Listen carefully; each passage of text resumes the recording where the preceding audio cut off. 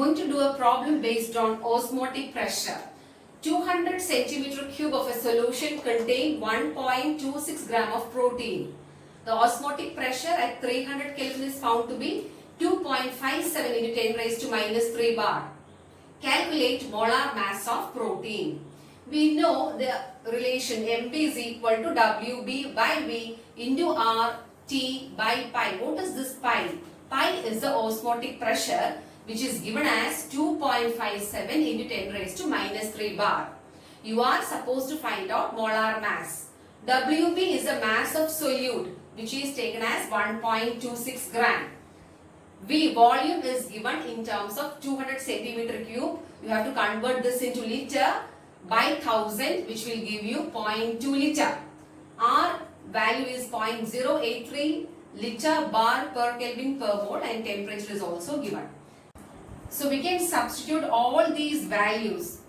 WB as 1.26 gram, volume 0.2 liter, R's value 0.083 liter bar per Kelvin per mole, temperature 300 Kelvin and pi is given as 2.57 into 10 raised to minus 3 bar. You know, bar and bar will cancel, per Kelvin and Kelvin will cancel, this liter and liter will get cancelled and you will get the answer in gram per mole. So the answer is 61,038 gram per mole. Next problem. A 4% solution of sucrose C12 H22O11 is isotonic with 3% solution of unknown organic compound. Calculate the molar mass of unknown substance. You know the word isotonic means having same osmotic pressure. So here we are having two solutions. One is 4% solution of sucrose, the other one is 3% solution of unknown substance. But they are isotonic, which means they are having same osmotic pressure. See, pi is the osmotic pressure. So osmotic pressure of sugar solution will be equal to, that is sucrose will be equal to pi of unknown solute.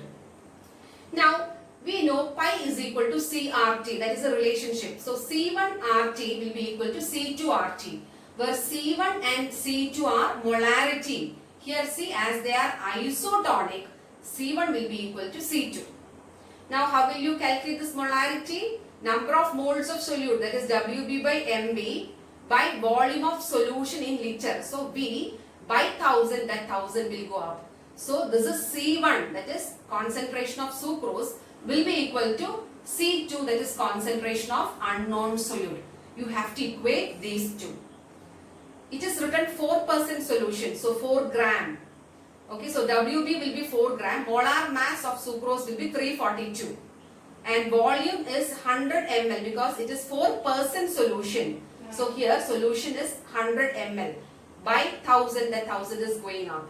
Here it is 3% solution, so we are taking 3 and you don't know the molar mass. You are supposed to calculate molar mass. You put it MB here and the same way 100 ml and by 1000, the 1000 will go up.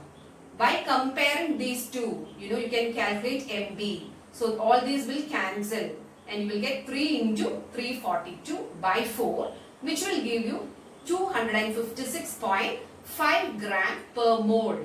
So molar mass is 256.5 gram per mole. Let's learn a new concept, that is abnormal molar mass. There are two cases here. One is dissociation of solute and the other one is association of solute. Let us discuss the dissociation of solute first. When acids, bases or salt are dissolved in polar medium. What do you mean by polar medium? The one which has polarity, like water.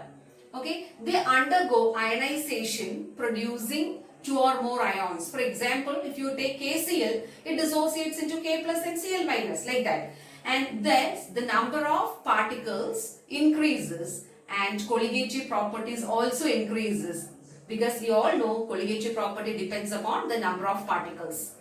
Colligative properties are inversely proportional to molar mass. See, when the number increases, colligative property increases. When colligative property increases, molar mass decreases. Okay, and therefore the observed molar mass will be less than the normal molar mass. So here they show abnormal molar mass. See, NaCl changes to Na plus and Cl minus. Calcium chloride changes to Ca2 plus plus 2Cl minus. Let us discuss these two cases. Here, 1 mole, suppose you are taking 1 mole NaCl, you will get 1 mole Na plus and 1 mole Cl minus when it undergoes dissociation. So the number of particle increases, whereas the molar mass, see, it's just half now, molar mass decreases. Same way CaCl2, when it undergoes dissociation, you get 1 Ca2 plus and 2 Cl minus.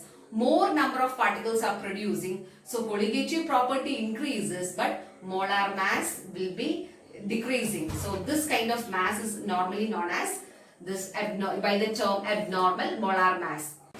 Case 2, association of solute. In the previous case we discussed dissociation. Now comes association. See, some solutes undergo association when dissolved in non-polar solvents. Example also given here, acetic acid and benzoic acid undergo association when dissolved in benzene. Benzene is a non-polar solvent. So when acetic acid or benzoic acid dissolved here, two such molecules combine together to form a dimer. So what happens here? Here the number of particles or number of molecules decreases. So colligative property also decreases.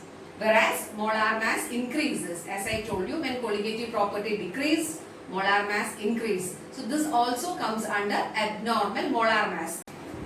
Here you can see 2 moles of CH3COOH combining together to form a dimer. So the number of particles decreases here, but molar mass increases. Let us define abnormal molar mass now. If the molar mass calculated on the basis of some colligative property is either lower or higher than the expected or normal value, it is called abnormal molar mass.